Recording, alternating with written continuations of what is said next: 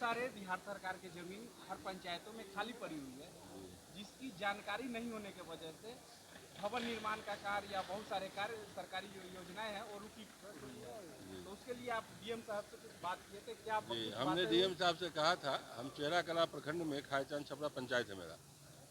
हमारे पंचायत में बिहार सरकार की भूमियों का अलग खाता है 932 और 933।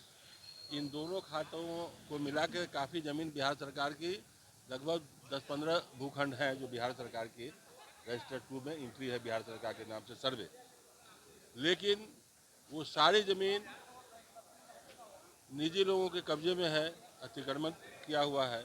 अभी पंचायत में कचरा प्रबंधन के लिए कचरा गोदाम बनाना था स्वच्छता के लिए।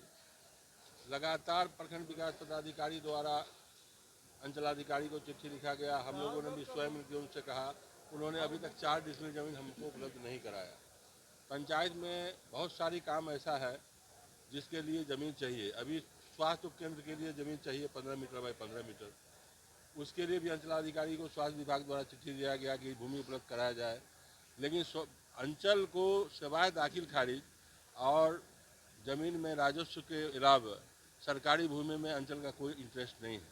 मैंने जिला पदाधिकारी का ध्यान इस ओर आकर्षित कराया था कि अंचलाधिकारी से हमारे पंचायत में बिहार सरकार की कितनी भूमि है उसकी सूची मांगी जाए, जो ऑलरेडी बिहार सरकार के खाते में दर्ज है, और उस तमाम ज़मीन को अतिक्रमण मुक्त कराया जाए ताकि सरकार की जो भी कल्याणकारी योजनाएं ज़मीन की वजह से नहीं हो रही है। पंचायत में आंगनबाड़ी केंद्र का निर्माण है, पुस्तकालय का निर्माण है, सामुदायिक भवन का निर्माण है, अभी कन्या मंडप विवाह भवन बनना है, उसके लिए भी भूमि की आवश्यकता होगी। बहुत सारे पंचायतों में भूमि के अभाव में आज तक सरकार भवन लंबित है, नहीं बन पाया है। और सरकारी भूमि का अंचलाधिकारी की निष्क्रियता के कारण ये बंदर बाट बना हुआ है, निजी लोग दखल कब्जा किए हुए हैं, उससे उसको मुक्त कराया जाए। डीएम साहब ने कहा है कि उसको हम ध्यान देंगे, अंचलाधिकारी से रिपोर्ट मांगेंगे।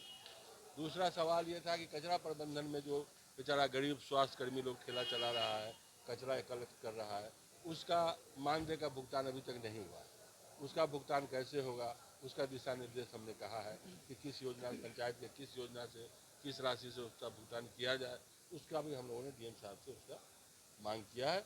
उस पर डीएम साहब ने आश्वासन दिया है कि हम धीरे धीरे, अभी चुनाव में भी बिजी हैं, लेकिन इन तमाम चीज़ों पर हम ध्यान देंगे और उसको हम करवाएंगे।